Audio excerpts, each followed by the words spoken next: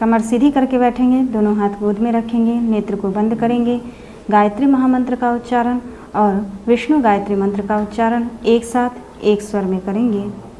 ओम भूर्भुवः स्वः तत्सवितुर्वरेण्यं भर्गो देवस्य धीमहि धियो यो नः प्रचोदयात्। ओम नारायणाय विद्महे वासुदेवाय धीमहि तन्नो विष्णुः प्रचोदयात्।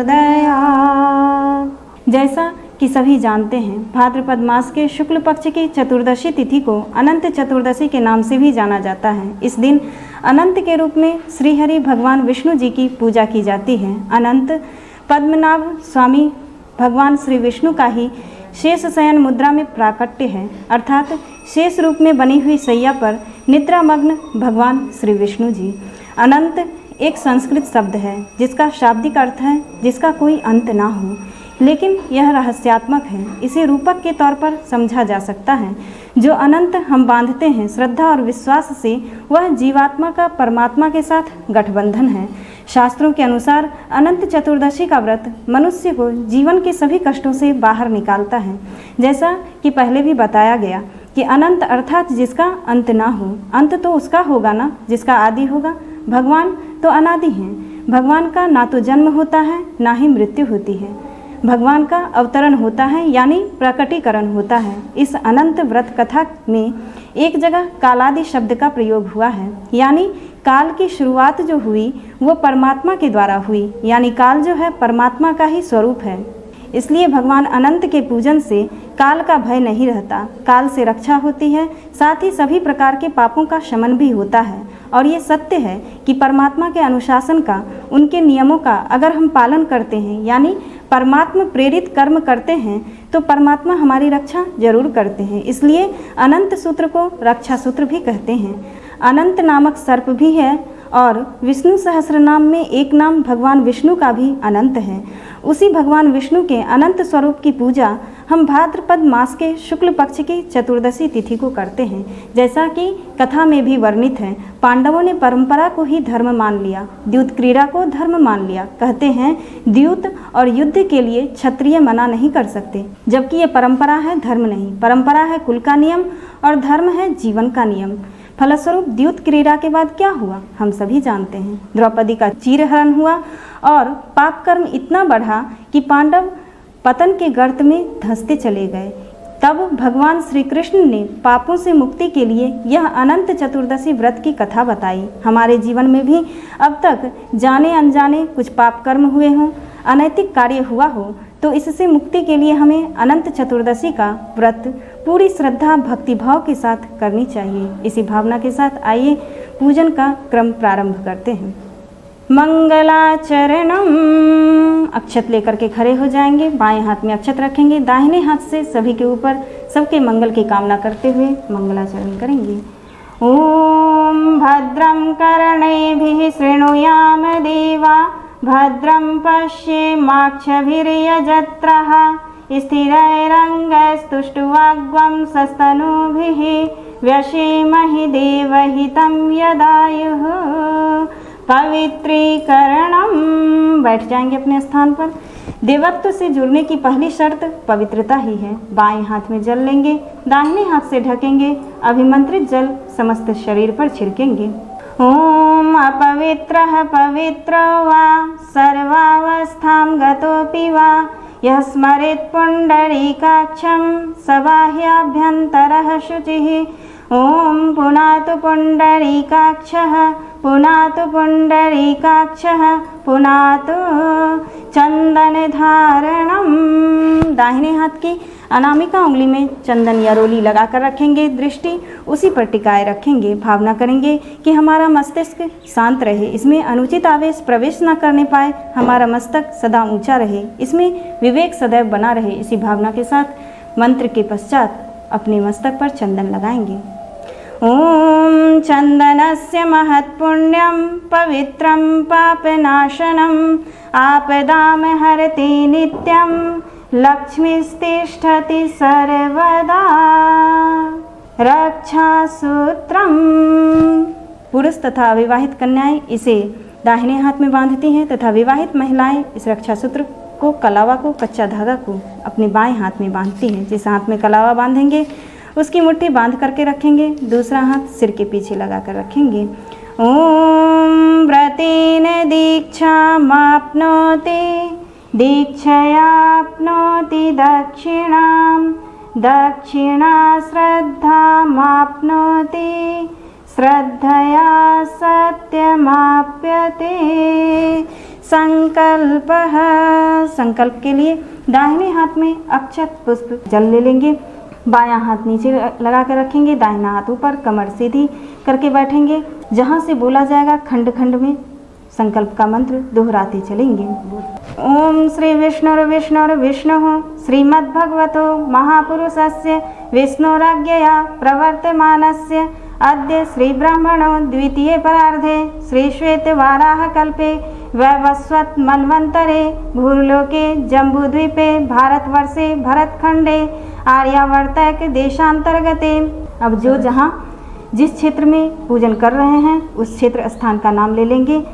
यहाँ से खंड खंड में संकल्प का सूत्र दोहराते चलेंगे। बोलेंगे अमुक क्षेत्रे मासानाम मासोत्तमे मासे भाद्रपद मासे शुक्ल पक्षे चतुर्दश्याम तिथौ। अब भाद्रपद मास का शुक्ल पक्ष का चतुर्दशी तिथि जिस वर्ष जिस दिन पर रहा हो उस दिन का नाम लेंगे। बोलेंगे अमुक वासरे, अपने गोत्र का नाम लेंगे। गोत्र उत्पन्न, अपना नाम लेंगे।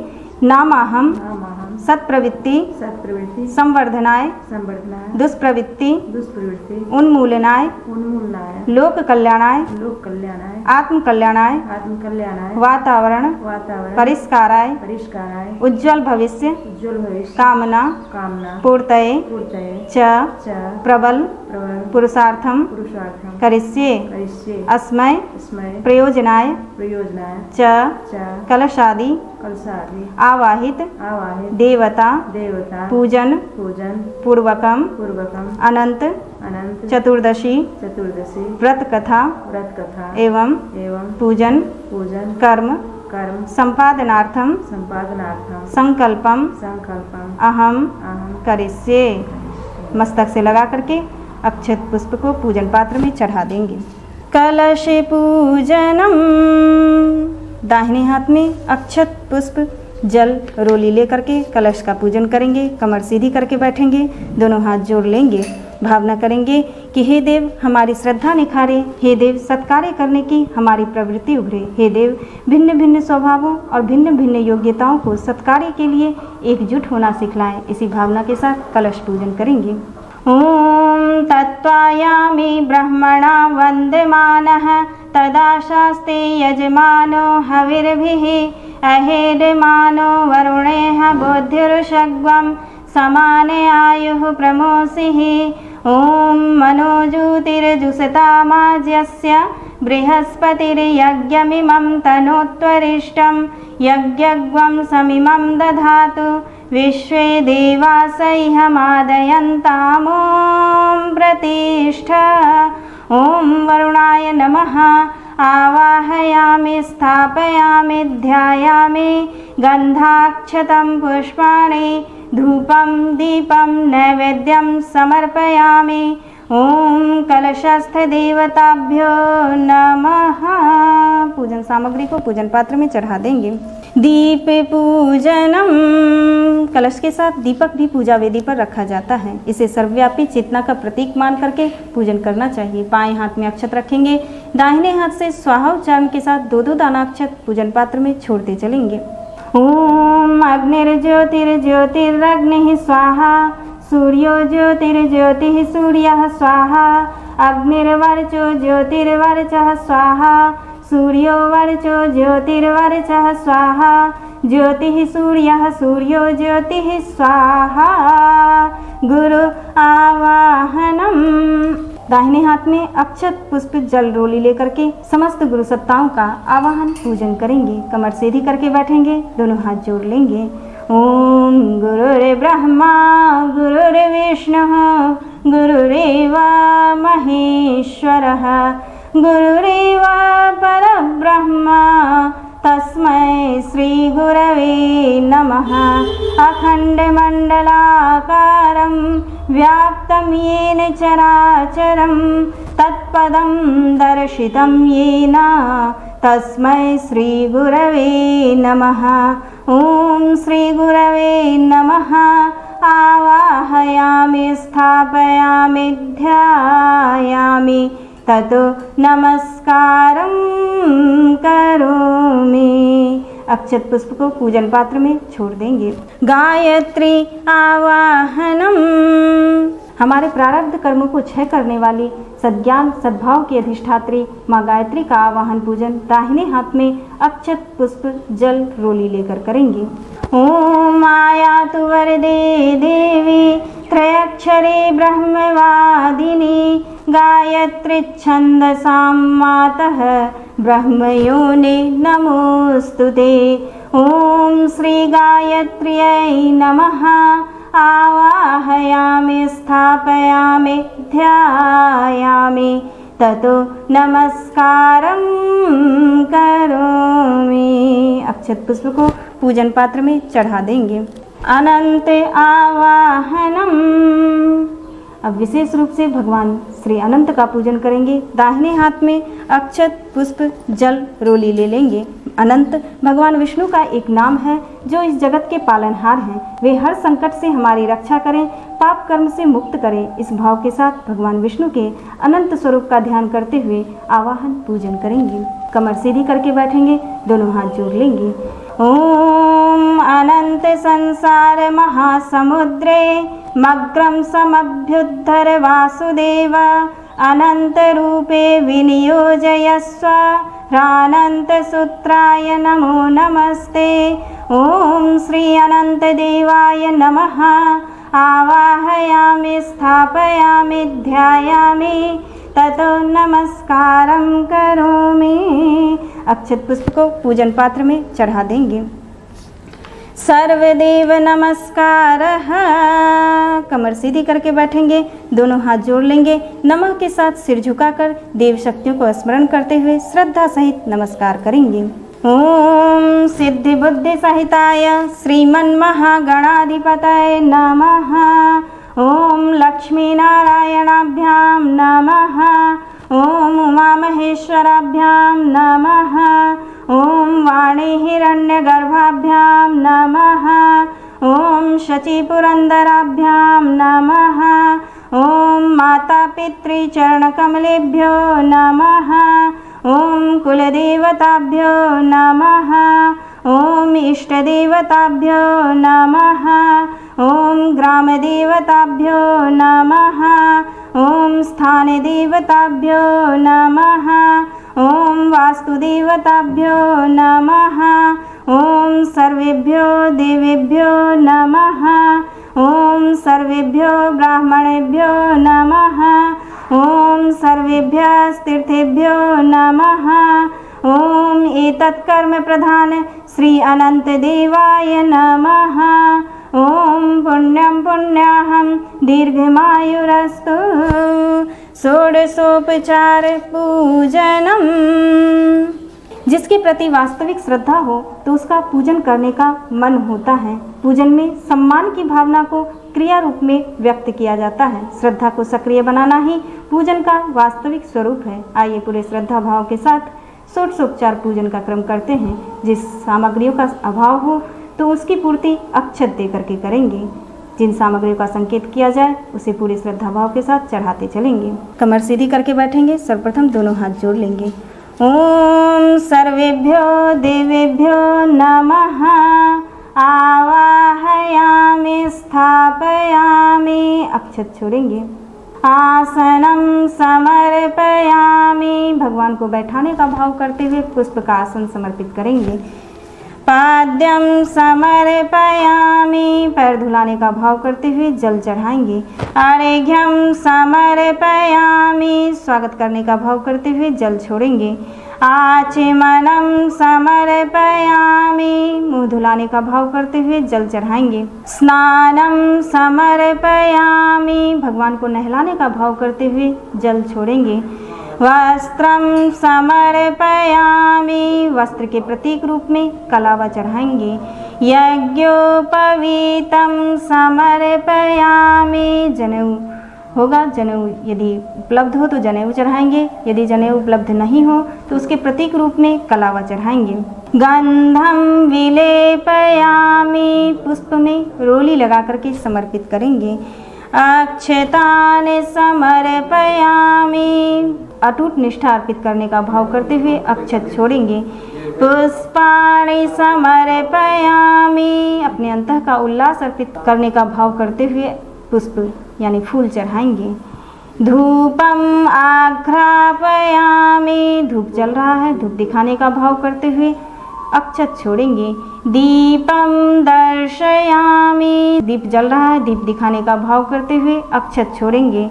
नैवेद्यम निवेदयामि, प्रसाद चढ़ा हुआ है, प्रसाद के ऊपर अक्षत छोड़ देंगे।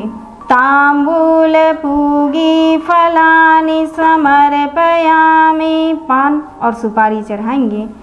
दक्षिणाम समर्पयामि, अपनी एक बुराई भगवान को अर्पित करने का भाव करते हुए दक्षिणा के प्रतीक रूप में अक्षत छोड़ेंगे। सर्वाभावे अक्षतानि समर्पयामि, कुछ चीज़ का अभाव रह गया हो तो उसकी पूर्ति के लिए श्रद्धा सहित अक्षत छोड़ेंगे। ततो नमस्कारम करोमि, दोनों हाथ जोड़ लेंगे, सिर झुका लेंगे, कण कण में व्याप्त विराट चेतना को श्रद्धा सहित नमस्कार करेंगे। ओम नमोस्तनंताय सहस्रमूर्तये सहस्रपादाक्ष शिरोरुबाहवे सहस्रनाम्ने पुरुषाय शाश्वते सहस्रकोटि युगधारिणे नमः। श्री अनंत व्रत कथा प्रारंभ। अक्षत पुष्प ले लेंगे, कमर सीधी करके बैठेंगे, दोनों हाथ गोद में रख लेंगे, बायां हाथ नीचे, दाहिना हाथ ऊपर। सूत जी ने शौनक आदि ऋषियों से कहा, पूर्व समय में माँ गंगा के तट पर धर्मराज युधिष्ठिर महाराज ने जरासंध के वध के लिए राजसूय यज्ञ आरंभ किया। युधिष्ठिर ने भगवान श्री कृष्णचंद्र के सहित भीमसेन, अर्जुन आदि भाइयों के साथ अनेक रत्नों से शोभित मोती जड़ी हुई स्वर्ग के तुल्य बड़ी विशाल यज्ञशाला बनवाई और उसके लिए सब राजाओं को अनेक प्रकार से जीत कर ले आए। एक समय गांधारी और राजा धृतराष्ट्र के पुत्र जो दुर्योधन नाम से विख्यात था, वह उस यज्ञशाला में आकर प्रांगण में जल की प्रतिमा देखकर वस्त्र को ऊंचा कर उस जगह धीरे धीरे चलने लगा। यह देखकर द्रौपदी आदि स्त्रियां हंसने लगी और दुर्योधन आगे जल को भूमि जानकर उसमें गिर गया। यह देखकर सब राजा लोग तथा तप रूप ऋषिगण और द्रौपदी आदि सुंदर नेत्र वाली स्त्रियां भी हंसने लगी। यह देख महाराजाधिराज दुर्योधन अत्यंत क्रोधित होकर अपने मामा शकुनी के साथ अपने राज्य में जाने के लिए उद्यत हुआ। उस समय शकुनी ने अत्यंत मधुर वचन कहा कि हे राजन, आगे बहुत कार्य करना है, इसलिए आप महाक्रोध का त्याग करें। हे राजेंद्र, यज्ञशाला से अपने घर चलने के लिए उठिए। तब ऐसा ही सही, यह कहकर राजा दुर्योधन ने राजाओं के साथ देहली हस्तिनापुर जाकर राजा पांडु के श्रेष्ठ पुत्र युधिष्ठिर, भीमसेन, अर्जुन आदि को बुलाकर अपने राज्य में प्रसन्न होकर जुआ खेलने लगा। उस जुए में नहीं है छल, जिनमें ऐसे पांडवों का संपूर्ण धन और राज्यादि जीत लिए। तदनंतर भ्राताओं के सहित युधिष्ठिर महान विपत्तियों को प्राप्त हो जंगलों के बीच वनचर जो भिल्लादिक हैं उनके सदृश रहने लगे। पांडवों के इस समाचार को सुनकर श्री कृष्ण वहाँ गए। सूत जी ने शौनक आदि ऋषियों से कहा कि दुख से अत्यंत दुर्बल पांडव लोग वन में रहते थे। महात्मा श्री कृष्णचंद्र को देखकर क्रम से पूजनादिक और प्रणाम कर राजा युधिष्ठिर बोले कि हे प्रभु, भाइयों सहित हमको यह दारुण दुख प्राप्त हुआ है। इस दुख रूपी सागर से हम कैसे छुटकारा पाएंगे, सो कहिए। हम कौन से उत्तम देवता का पूजन करें अथवा कौन सा व्रत करें जिससे हमको राज्य मिले। हमारा हित तो आप ही की कृपा से होगा। ऐसा सुनकर श्री कृष्ण भगवान बोले, हे युधिष्ठिर, पुरुषों और स्त्रियों के समस्त पापों को नष्ट करने वाला अत्यंत उत्तम एक अनंत नामक व्रत है जो भाद्रपद मास के शुक्ल पक्ष की चतुर्दशी तिथि को होता है। उस व्रत के अनुष्ठान मात्र से संपूर्ण पापों का नाश हो जाता है। ऐसा सुनकर राजा युधिष्ठिर ने कहा कि हे वासुदेव, आपने जो अनंत व्रत कहा सो क्या शेषनाग का अथवा अनंत नाम के नक्षत्र का व्रत है या अनंत परब्रह्म का यह व्रत है? हे केशव, यह अनंत किस देवता का नाम है सो सत्य सत्य कहिए। ऐसा सुनकर श्री कृष्ण भगवान बोले, हे धर्मराज, अनंत हमारा ही नाम है, इसे हमारा ही स्वरूप जानो। सूर्य आदि जितने देवता हैं और कालादिक जो कहे जाते हैं सब हमको ही जानो, और कला, काष्ठा, मुहूर्त आदि दिन रात्रि तथा यह सब जितने शरीरवान प्राणी हैं तथा पक्ष, मास, ऋतु, वर्ष, युग और कालादि की व्यवस्था सब मुझी को जानो। यह जो मैंने कालादिक कहा है वह इस अनंत नाम से प्रसिद्ध है। वही मैं भूमि का भार अल्प करने के लिए इस समय कृष्ण नाम से अवतरित हूँ। दानवों का नाश तथा साधु पुरुषों की रक्षा के निमित्त मुझे वसुदेव के कुल में भी उत्पन्न जानो। आदि अंत मध्य जिसका नहीं है, ऐसे कृष्ण, विष्णु, शिव, वैकुंठ, सूर्य, चंद्र, सर्वत्र व्याप्त ईश्वर मुझको जानो। हे युधिष्ठिर, नहीं है उत्तम जिससे ऐसा विश्वरूप जो योगी लोगों से ध्यान किया गया, वह संपूर्ण रूप वाले अनंत हम ही हैं, जिसमें 14 इंद्र, 8 वसु, 12 सूर्य, 11 रुद्र, 7 ऋषि, 7 समुद्र तथा वृक्ष आदि सहित संपूर्ण पर्वत हम ही को जानो, और 27 नक्षत्र, 10 दिशाएं, पृथ्वी, 7 पाताल तथा भूर्भुवादिक 7 स्वर्ग, यह सब हम ही हैं। इस विषय में कुछ भी संदेह ना करो। ऐसा वचन सुनकर राजा युधिष्ठिर बोले, हे सर्वव्यापी भगवान, अनंत व्रत का महात्म्य तथा विधि कहिए। अनंत व्रत का अनुष्ठान करने वाले प्राणी को क्या पुण्य और क्या फल मिलता है वह भी कहिए। पूर्व काल में यह अनंत व्रत किसने किया और मर्त्य लोक में किसने प्रकाशित किया, यह सब विस्तार पूर्वक हमसे कहिए। युधिष्ठिर का ऐसा वचन सुनकर भगवान श्री कृष्ण बोले, सतयुग में सुमंत नाम का एक ब्राह्मण था। उसने वशिष्ठ गोत्र में उत्पन्न सुंदर दीक्षा नाम की भृगु ऋषि की कन्या के साथ वेदोक्त विधि से विवाह किया। हे राजन, दीक्षा नाम की स्त्री से समय पाकर अनेक सुंदर लक्षणों से युक्त एक कन्या उत्पन्न हुई।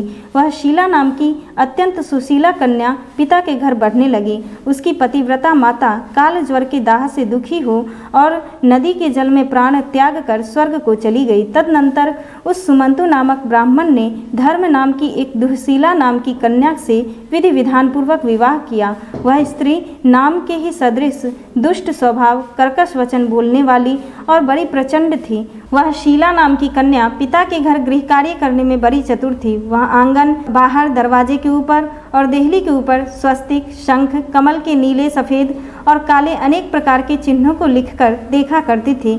इसके अनंतर इसी समय बहुत दिन बीतने पर कौमारावस्था में प्राप्त वह शीला पिता के घर में बड़ी मंगल देने वाली हुई। उसको देखकर पिता सोचने लगे कि हम यह कन्या पृथ्वी में किस गुणवान वर को दें। ऐसा विचार कर वे दुखी हुए। उसी समय वेद वेदांग जानने वाले कौंडिन्य नाम के मुनि कन्या के लिए आए। वे बोले कि तुम्हारी गुणयुक्ता कन्या से मैं विवाह करना चाहता हूँ। ऐसा सुनकर पिता ने शुभ दिन में ब्राह्मणों में इंद्र तुल्य कौंडिन्य मुनि को अपनी कन्या दे दी। श्री कृष्ण जी ने कहा, हे धर्मराज, सुमंत ने वेद विधि से उसका विवाह कर दिया। उस समय वहाँ पर स्त्रियां गीत गाने लगी और ब्राह्मण लोग स्वस्ति वाचन करने लगे, बंदी जय घोष करने लगे। इस प्रकार विवाह कर सुमंतु ब्राह्मण अपनी कर्कशा स्त्री से बोला, दामाद के संतोष के लिए कुछ द्रव्यादिक दहेज में देना चाहिए। ऐसा सुनकर वह कर्कशा क्रोध से घर की शोभा बिगाड़ कर संपूर्ण द्रव्यादिक पेटी में अच्छी तरह बंद कर दामाद से बोली कि आप अपने घर जाइए, हमारे घर में कुछ भी द्रव्य नहीं है। यदि विश्वास ना हो तो देख लीजिए। श्री कृष्ण जी ने कहा कि हे पार्थ, ऐसा सुनकर वे मुनि उदास हुए और वह कन्या भोजन से बचे हुए अन्नादि को मार्ग में खर्च करती गई। कौंडिन्य मुनि भी उस सुमंत की कन्या शीला को बैलगाड़ी में बैठाकर सनह सनह चलने लगे। जाते जाते पुण्यदायक यमुना नदी को देखकर उसके किनारे रथ खड़ा कर शिष्यों को नियुक्त कर वे स्नान संध्यादि करने गए। मध्याह्न के समय भोजन का समय जानकर रथ से उतर नदी के किनारे उस शीला ने लाल वस्त्र पहने हुए स्त्रियों के समूह को चतुर्दशी के दिन श्री जनार्दन भगवान का पूजन करते हुए देख उनके पास जा उन स्त्रियों से शीला धीरे से पूछने लगी, तुम लोग यह क्या कर रही हो? इस व्रत का क्या नाम है? ऐसा सुनकर शील ही श्रृंगार है जिसका, ऐसी उस शीला से वे स्त्रियां बोली, यह अनंत का व्रत है, हम अनंत भगवान को ही पूजते हैं। ऐसा सुनकर शीला बोली कि मैं भी यह उत्तम व्रत करूंगी। इस अनंत व्रत की क्या विधि है और यह व्रत किस प्रकार का है? इसमें क्या दान होता है? कौन देवता पूजे जाते हैं? सो मुझसे कहो। ऐसा सुनकर वे स्त्रियां बोली कि हे शीले, उत्तम अन्न की प्रस्थ मात्र एक सेर लेकर मालपुआ आदि पकवान बनाकर आधा ब्राह्मण को देवें और आधा स्वयं भोजन करें। फिर कृपणता ना करते हुए शक्ति के अनुसार दक्षिणा देवें और यह व्रत नदी के तट पर करें तो उत्तम है। और भगवान हरि की कथा सुने। कुशा के शेषनाग को बनाकर बांस के पात्र में रखकर फिर स्नान कराकर मंडप के भीतर भगवान का सविधि पूजन करें। चंदन, पुष्प, धूप, दीप और अनेक प्रकार के नैवेद्य आदि मिष्टान सहित रखें। उनके आगे मजबूत सूत का डोरा केसर रंग का 14 गांठ देकर हाथ में बांधें। प्रथम यह स्मरण करें कि हे वासुदेव, नहीं है अंत जिसका, ऐसे संसार रूपी महासागर में डूबे हुए मेरी अच्छी तरह उद्धार करो और अपने अनंत रूप में लीन करो। हे सूत्र रूपी अनंत भगवान, आपको बारंबार नमस्कार है। ऐसा स्मरण कर सूत्र रूपी अनंत भगवान को हाथ में बांधकर स्वस्थ चित्त हो भोजन करें। संसार रूपी अनंत नारायण भगवान का ध्यान कर भोजन कर अपने घर जाएं। हे भद्रे, यह व्रत तुमसे कहा। भगवान श्री कृष्ण युधिष्ठिर से बोले, हे राजेंद्र, प्रसन्न चित्त से ऐसा व्रत विधान सुनकर वह शीला भी सुंदर डोरे को हाथ में बांध व्रत करने लगी। जैसा 14 गांठ देकर हाथ में बांधना कहा गया है, वैसा बांधकर अपने भोजन का आधा ब्राह्मण को दे, अवशिष्ट स्वयं खाकर फिर प्रसन्न हो पति के साथ बैलगाड़ी द्वारा अपने घर को गई। तब से उनका शुभ शकुनों पर विश्वास हो गया। यह अनंत व्रत करने से गोधन और धन धन्यादि से भरपूर हो गया। वह सोने से ग्रथित माणिक्य और मोतियों के हारों से भूषित और अतिथि पूजन में सर्वदा व्याकुल रहती थी। सुख से रहकर वह मणियुक्त करधनी तथा मोतियों की मालाओं से अलंकृत घर में पति के साथ उत्तम वस्त्र पहन सावित्री के समान शोभित होने लगी। किसी समय पति ने बैठी हुई शीला के हाथ में बंधा सुंदर डोरा देखा और शीला से बोला कि हे शीले, डोरा क्या तूने मुझे वश में करने के लिए बांधा है? इसका कारण कहो। ऐसा सुनकर वह शीला बोली कि जिसके प्रसाद से संपूर्ण धन धान्य संपदा मनुष्य को मिलती है, वही वह अनंत हमने धारण किया है। भगवान श्री कृष्ण ने कहा कि लक्ष्मी के मद में अंधा होकर शीला के ब्राह्मण पति ने शीला के वचन सुनकर उसकी बाँह के डोरे को जल्दी से तोड़ दिया और अनंत कौन है ऐसा कहते हुए पाप कर्म करते हुए मूर्ख ने डोरा को अग्नि की ज्वाला में डाल दिया। उधर शीला व्याकुल होकर हाहाकार करती दौड़ी। उसने डोरे को लेकर दूध में डाल दिया। इस पाप कर्म से उसकी वह लक्ष्मी नष्ट होने लगी। गौ आदि चोर ले गए, घर में आग लग गई, सब धन नष्ट हो गया। जो जिस तरह से धन आया था उसी तरह फिर चला गया। इसी तरह कुटुंब में भी कलह होने लगा, भाइयों में लड़ाई होने लगी। अनंत को फेंकने के पाप से घर में दरिद्रता घुस गई। भगवान श्री कृष्ण ने कहा कि हे युधिष्ठिर, उसके साथ संसार में कोई बातचीत नहीं करता था। वह शरीर से अति संतप्त हो गया और मन से भी दुखी रहता था। बड़े भारी दुख को पाकर कौंडिन्य मुनि ने अपनी पत्नी शीला से कहा कि हे शीले, एकाएक उत्पन्न इस शोक के कारण मैं दुखी हो गया और मेरा संपूर्ण धन नष्ट हो गया। स्वजनों में कलह होता है और मुझसे कोई बात नहीं करता है।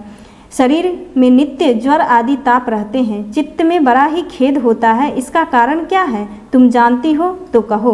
क्या उपाय है जिससे मेरा भाग्य अच्छा हो? ऐसा सुनकर शील ही है आभूषण जिसका, ऐसे सुंदर स्वभाव वाली शीला पति से बोली कि अनंत फेंकने के पाप कर्म से यह सब हुआ है। हे महाभाग, उसके लिए उपाय करें तब फिर सब ठीक हो जाएगा। ऐसा उसके कहने से वह ब्राह्मण मन से हरि भगवान की शरण में गया। इसके अनंतर वह कौंडिन्य मुनि खेद को प्राप्त हो वन को गए। वहाँ वे उत्तम ब्राह्मण वायु का भक्षण कर तप करने की इच्छा से उस परमेश्वर का ध्यान करते हुए सोचने लगे कि जिसके प्रसाद से मुझे धनादिक मिला और उसके अपमान करने से मैं निर्धन होकर कष्ट को प्राप्त हो गया, मुझको अतिशय सुख दुख देने वाला धनादिक हुआ। ऐसा चिंतन करते हुए गहन वन में घूमने लगे। वहीं पर फला फूला एक आम का वृक्ष देखा। वह ऐसा था जिस पर एक भी पक्षी नहीं था और करोड़ों कीड़े थे। उसने आम के वृक्ष से पूछा, कहीं अनंत भगवान को देखा हो तो हे सौम्य कहो, मेरे चित्त में अतिशय दुख है। यह सुनकर वह आम का वृक्ष बोला, हे ब्राह्मण, मैंने अनंत भगवान को नहीं देखा है। यह सुनकर वह दुखी होकर चल दिया और अनंत भगवान को कहाँ देखेंगे ऐसा विचार करता हुआ घूमने लगा। इतने में बछड़े सहित गौ को देखा जो वन के मध्य में इधर उधर दौड़ रही थी। भगवान श्री कृष्ण ने कहा कि हे पांडव, वह ब्राह्मण गौ से बोला कि तुमने अनंत भगवान को देखा हो तो बताओ। इसके बाद गौ माता बोली कि हे कौंडिन्य, मैं अनंत भगवान को नहीं जानती हूँ। उसके बाद आगे जाकर घास पर बैठे हुए वृषभ को देखकर उससे पूछा कि हे गौपति, तुमने अनंत भगवान को देखा है? बैल बोला कि मैंने अनंत भगवान को नहीं देखा है। उसके बाद आगे जाकर बड़ी सुंदरी दो पुष्करणियों को देखा। उन बावलियों का जल उसमें से इसमें और इसमें से उसमें आता जाता हुआ अनेक प्रकार का कल्लोल करता और कमल, कहलवर, कुमुदनी आदि के पत्तों से युक्त होकर शोभायमान हो रहा है। भ्रमर, हंस, चकोर, बगुलादि पक्षियों से सेवित उस पापी को देख ब्राह्मण ने उन दोनों पुष्करणियों से पूछा कि तुम लोगों ने अनंत भगवान को कहीं देखा है? यह सुनकर वे दोनों पुष्करणियाँ बोली कि हे द्विज, हमने अनंत भगवान को नहीं देखा। आगे जाकर उसी तरह एक हाथी और एक गदर्भ देखा। उन दोनों से भी ब्राह्मण ने पूछा कि क्या आप लोगों ने कहीं अनंत भगवान को देखा है? ऐसा पूछकर ब्राह्मण निराश हो उस जगह बैठ गया। फिर वह ब्राह्मण होश में आकर हे अनंत, ऐसा कहते कहते उठकर चित्त में यह निश्चय करता हुआ कि अब मैं जरूर प्राण त्याग दूंगा। भगवान श्री कृष्ण ने कहा, हे धर्मराज, उस ब्राह्मण ने प्राण त्याग देने के लिए वृक्ष में फांसी लगा ली। उसी समय दयार्द्र हृदय अनंत भगवान भी प्रत्यक्ष हो वृद्ध ब्राह्मण का रूप धारण कर बोले कि यहाँ आओ। यह कहकर उस कौंडिन्य का हाथ पकड़कर गुफा में ले गए। उस गुफा में कौंडिन्य मुनि ने एक नगर देखा जिसमें बड़े ही स्वरूपवान स्त्री पुरुष विद्यमान थे और शुभदायक दिव्य सिंहासन पर भगवान बैठे थे, जिनके अगल बगल शंख, चक्र, गदा, पद्म और गरुड़ शोभायमान हो रहे थे। कौस्तुभ मणि धारण किए, वनमालादिक अनेक प्रकार के आभूषण धारण किए हुए विश्वरूप अनंत भगवान को उस कौंडिन्य मुनि ने देखा। अतिशय प्रकाशमान स्वरूप वाले भगवान को देखकर उनके आगे ऊंचे स्वर में बोला कि हे प्रभु, आपकी जय हो। ऐसा कहकर तथा प्रणाम कर बोला कि हे नाथ, हे पुंडरीकाक्ष, हम पाप रूप पाप कर्म करने वाले, हमारी आत्मा पाप रूप है और हम पाप ही से उत्पन्न हैं, रक्षा करें। आप मेरे संपूर्ण पापों को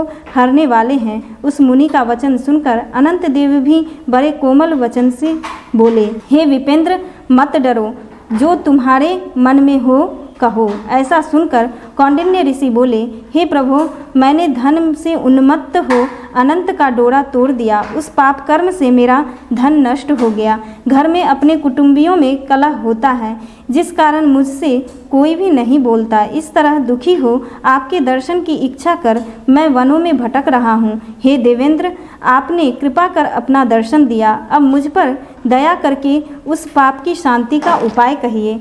श्री कृष्ण महाराज बोले, हे युधिष्ठिर, भक्ति से प्रसन्न हो, देवता क्या क्या नहीं देते। ऐसा उत्तम ब्राह्मण का वचन सुनकर अनंत भगवान कहते हैं, हे कौंडिन्य, तुम विलंब मत करो, अपने घर जाओ और भक्ति से 14 वर्ष तक अनंत का व्रत करो। इससे संपूर्ण पापों से छूटकर पुत्र पौत्र को उत्पन्न कर इच्छित भोगों को भोग उत्तम सिद्धि को प्राप्त करोगे। अंत में मेरा स्मरण कर मुझको बिना संदेह प्राप्त कर सकोगे। हम संपूर्ण लोकों के कल्याण के लिए तुमको वरदान देते हैं। यह शिला का अनंत व्रताधिक श्रेष्ठ आख्यान और कल्याण करने वाला अनंत व्रत जो प्राणी सुनकर किया करेंगे वे शीघ्र पापों से छूटकर परम गति को प्राप्त होंगे। अनंत देव ने कहा कि हे ब्राह्मण, मेरे पास जिस मार्ग से तुम यहाँ आए हो उसी मार्ग से जल्दी से घर जाओ। ऐसा सुनकर कौंडिन्य मुनि बोले, हे स्वामिन, मैं जो पूछता हूँ सो बताइए। जंगल में घूमते घूमते मैंने कुछ कौतुक देखा। हे जगत गुरु, वह कहें। वह आम का वृक्ष कौन था? वह गौ कौन थी? वह वृषभ कौन था? और कमल कुमुद कहलार से सुशोभित परम सुंदर बड़े जंगल में मैंने 2 पुष्करणियाँ देखी, सो क्या थीं? वह गधा कौन था? वह हाथी कौन था? और उत्तम वृद्ध ब्राह्मण कौन था? अनंत देव बोले कि वह आम का वृक्ष वेद विद्या को अच्छी तरह जानने वाला ब्राह्मण था। उसने शिष्यों को विद्या नहीं दी, इसलिए वह वृक्ष हुआ। और जो गौ देखी थी वह बीज को खाने वाली पृथ्वी रही। और जो घास पर वृषभ देखा था वह सत्यनारायण धर्म था। और धर्म अधर्म आदि जो कुछ भी परस्पर देती और लेती रही और वेद पाठ वाले ब्राह्मणों को नहीं दिया है, भिक्षुओं को भिक्षा नहीं दी, उस पाप कर्म से उन दोनों का जल आपस में इधर का उधर होता है। गधा जो देखा वह क्रोध था, और वह जो हाथी था सो अभिमान रहा। वह ब्राह्मण जो रहा सो अनंत हम हैं, और गुफा जो रही वह कठिन संसार था।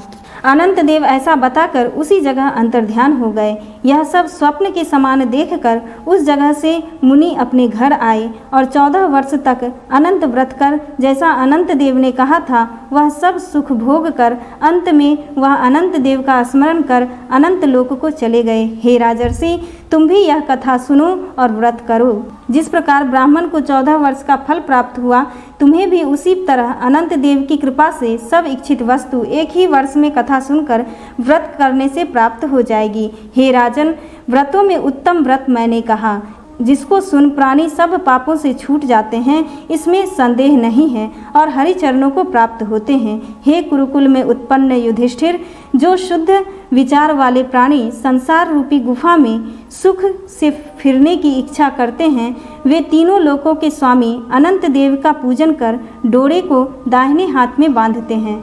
अनंत व्रत कथा संपूर्ण। बोलिए अनंत भगवान की नीराजनम आरती। आरती जला लेंगे। जल से घेरा लगाकर आवाहन किए गए देव शक्तियों की पूरे श्रद्धा भाव के साथ आरती करेंगे।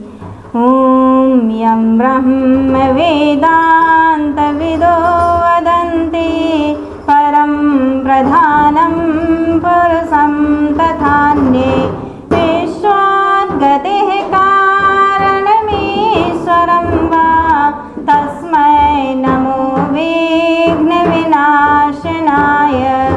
ओम यं ब्रह्मा वरुणेन्द्र रुद्र मरुतः स्तन्वन्ति दिव्यः स्तवः वेदैः साङ्गपदक्रमोपनिषदः गायन्ति यं सामगाः ध्यानावस्थितद्गतेन मनसा पश्यन्ति यं योगिनो यस्यान्तं न विदुः सुरासुरगणाः देवाय तस्मै नमः।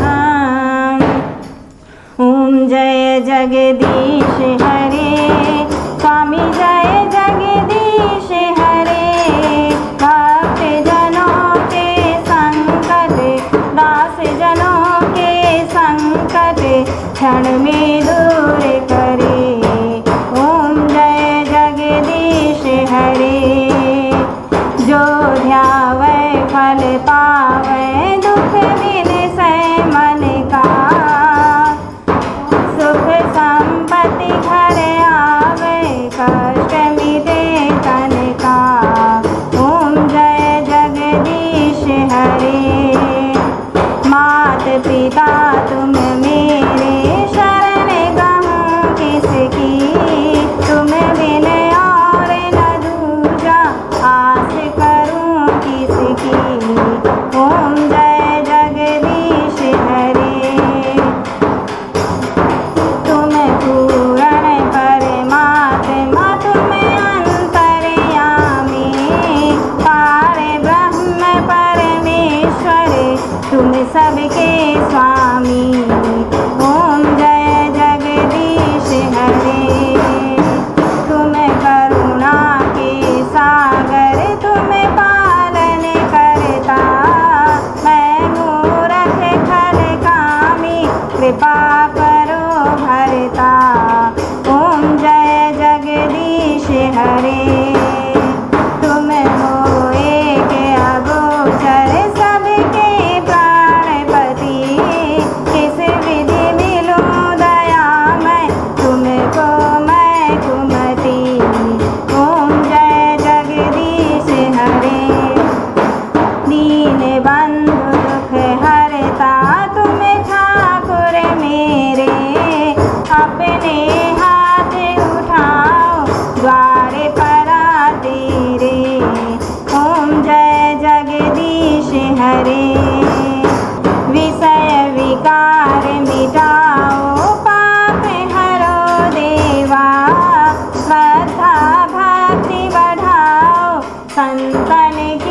सेवा।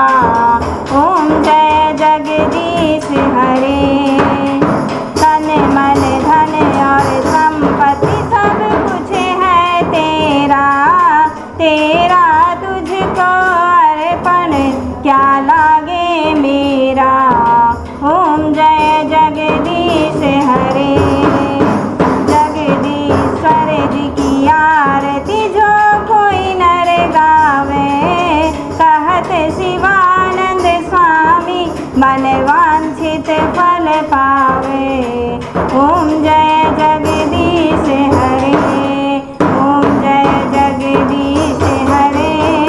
स्वामी जय जगदीश हरे। भक्त जनों के संकट, दास जनों के संकट क्षण में दूर करे। ओम जय जगदीश हरे। जल से घेरा लगा करके आरती ले लेंगे। क्षमा प्रार्थना।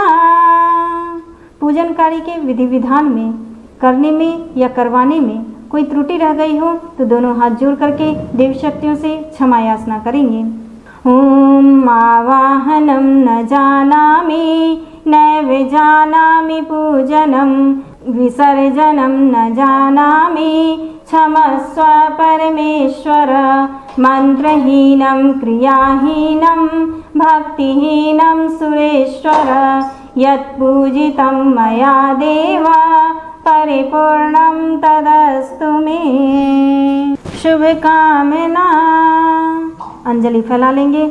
सबके मंगल की कामना करते हुए सभी का कल्याण हो, सभी सुखी हों, सभी निरोगी हों, सभी स्वस्थ हों, इस भावना के साथ शुभकामना करेंगे।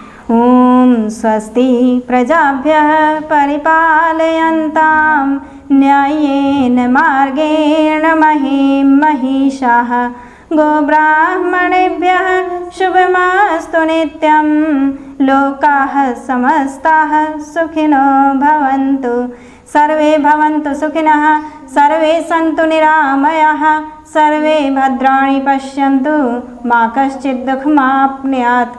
श्रद्धां मेधां यशः प्रज्ञां विद्यां पुष्टिं श्रियं बलं तेजयायुष्यमारोग्यं देहि मे हव्यवाहन। शांति अभिसिंचनम। जल लेकर के खड़े हो जाएंगे। सर्वत्र शांति की भावना के साथ शांति अभिसिंचन की क्रिया संपन्न करेंगे। ओम द्यः शांतिरंतरिक्षगं शांतिः, पृथिवी शांतिरापः शांतिरोषधयः शांतिः, वनस्पतयः शांतिर्विश्वे देवाः शांतिर्ब्रह्म शांतिः, सर्वगं शांतिः शांतिरेव शांतिः, सामा शांतिरेधि। ओम शांतिः शांतिः शांतिः, सर्वारिष्टसु शांतिर्भवतु। मंत्र पुष्पांजलि। मंत्र पुष्पांजलि के रूप में अक्षत पुष्प मंत्र के साथ भगवान को अर्पित करेंगे। ओम यज्ञेन यज्ञमय जंत देवाः, तानि धर्माणि प्रथमान्यासन, तेह नाकं महिमानः सचन्त, यत्र पूर्वे साध्याः सन्ति देवाः। ओम मंत्र पुष्पांजलिं समर्पयामि। विसर्जनम।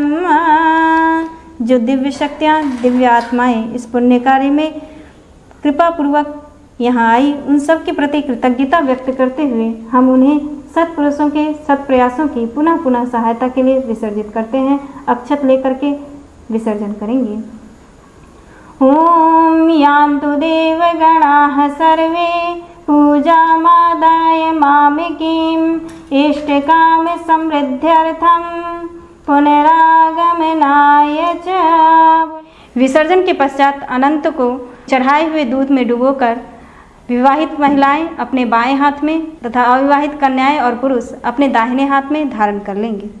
बोलिए श्री अनंत भगवान की जय। श्री विष्णु भगवान की जय। ओम शांति शांति समाप्ति।